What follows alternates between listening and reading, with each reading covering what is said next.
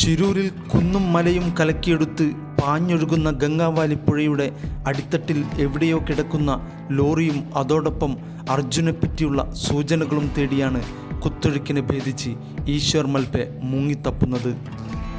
അറബിക്കടലിൻ്റെയും പുഴകളുടെയും കാണാക്കയങ്ങളിൽ നിന്ന് രക്ഷിച്ചെടുത്തത് 20 ജീവനുകളാണ്.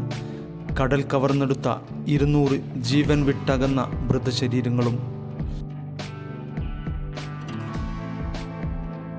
മത്സ്യബന്ധന വള്ളങ്ങളിൽ കുടിവെള്ളം എത്തിച്ച് ഉപജീവനം കണ്ടെത്തുന്ന ഈ 45-കാരൻ മുങ്ങുന്നതിൽ അക്കാഡമിക് ക്വാളിഫിക്കേഷൻ നേടിയ ആളൊന്നുമല്ല. അടുത്ത കാലത്ത് സ്കൂബ ഡൈവിങ്ങിലെ പ്രത്യേക പരിശീലനം മാത്രമാണ് ഇദ്ദേഹത്തിനുള്ളത്. പുഴയെ കര പോലെ തൊട്ടും തഴുകിയും അനുഭവിച്ചയാളാണ് മൽപെ. ജന്മന ശാരീരിക പ്രയാസമുള്ള 3 മക്കളും അമ്മയും ഭാര്യയുമുണ്ട്.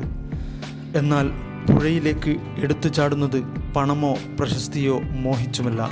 വെള്ളത്തിൽ വീണവരെ രക്ഷപ്പെടുത്താൻ സഹായം തേടി വരുന്നവരെ തിരിച്ചയച്ചിട്ടുമില്ല. ആത്മഹത്യ ചെയ്യാൻ വെള്ളത്തിൽ ചാടിയവരെ ജീവിതത്തിലേക്ക് തിരിച്ചു കൊണ്ടുവന്നിട്ടുണ്ട്. നടുക്കടലിൽ കുടുങ്ങിയ ബോട്ടുകളെ സുരക്ഷിതമായി കരക്കെത്തിച്ചിട്ടുമുണ്ട് മൽപെ. അർജുനെയും ലോറിയെയും കണ്ടെത്താൻ ഈശ്വർ മൽപയ്ക്ക് സാധിക്കുമെന്ന പ്രതീക്ഷയിലാണ് കേരളത്തിലെ ജനത ഒന്നാകെ.